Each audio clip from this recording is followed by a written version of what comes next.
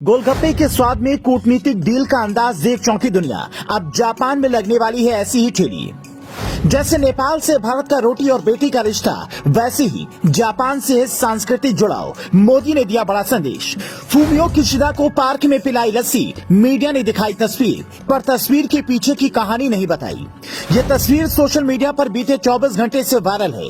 कई लोगों के दिमाग में ये सवाल है कि भारत में इतनी अच्छी अच्छी चीजें खाने के लिए हैं, तो फिर जापान के प्रधानमंत्री फूमियो किशिदा को गोलगप्पे ही क्यों खिलाए गए और लस्सी ही क्यों पिलाई गई? तो भैया, मोदी नीति में कोई बात यूं ही नहीं होती। आप ये जानकर चौंक जाएंगे कि मोदी ने 100 रुपए का गोलगप्पा खिलाकर जापान के प्रधानमंत्री से 300 अरब की डील कर डाली। जिसके बारे में हम बताएं, उससे पहले इस तस्वीर के पीछे का मैसेज समझिए। पहला, जापान में स्ट्रीट फूड काफी फेमस है।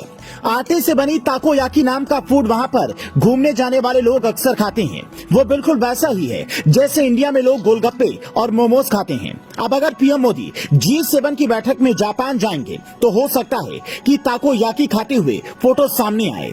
दूसरा, पीएम मोदी अक्सर अपनी संस्कृति, रहन सहन और खान पान को बढ़ावा देने की कोशिश करते हैं।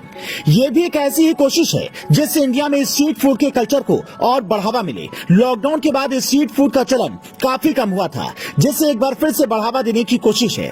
तीसरा, मोदी जिनपिंग को झूला झुलाते हैं, पुतिन से दोस्ती निभाते हैं और अब फूमियो किशिदा को गोलगप्पा खिलाकर ये बताना चाहते हैं कि जापान के प्रधानमंत्री के साथ भी हमारी केमिस्ट्री अच्छी है।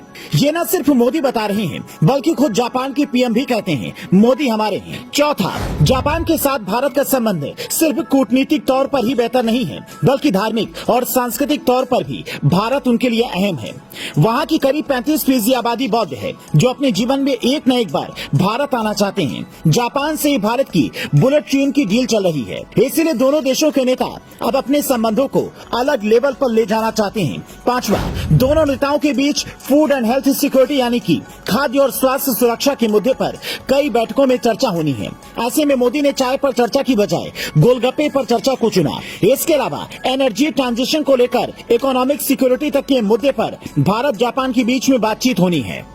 इसीलिए पीएम मोदी ने जापान के प्रधानमंत्री से मुलाकात हैदराबाद हाउस में की, लेकिन तुरंत ही बुद्ध जयंती पार्क में जाकर लकड़ी की बेंच पर बैठकर बातचीत की, गोलगप्पे खिलाए और लस्सी पिलाकर कहा कि हिंदुस्तान की आवाभगत का तरीका हर बार अलग होता है। पीएम मोदी और जापानी प्रधानमंत्री फूमियो किशिदा के बीच में इस दौरान 2 बड़ी डील भी हुई, जिसमें पहला है Mumbai Ahmedabad high speed railway परियोजना पर 300 अरब के कर्ज की डील पर साइन। दूसरा, जापानी भाषा में सहयोग ज्ञापन को लेकर डील हुई। वैसे तो जापान के प्रधानमंत्री पीएम मोदी को G7 की बैठक के लिए न्योता देने आए थे, लेकिन उससे पहले फूमियो किशिदा एक बार और इंडिया आएंगे, G20 की बैठक में हिस्सा लेंगे। मतलब 2 देशों के नेताओं के बीच में कोई बात यूं ही नहीं होती, चाहे वो जिनपिंग को झूला झुलाना हो या फिर पाकिस्तान में नवाज शरीफ के घर जाना। वो बात अलग है कि हर बार आपको सामने से ही वैसे ही रिएक्शन नहीं मिल पाता। कुछ लोग दोस्ती के काबिल नहीं होते, पर भारत अपनी तरफ से ये कोशिश करता है कि दुनिया के सामने हम शांति का संदेश दें। शायद इसीलिए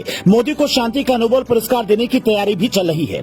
2 बड़े देशों के नेताओं की इस तस्वीर पर आप क्या कहेंगे? कमेंट करके हमें बता सकते हैं। Bureau report, news flash.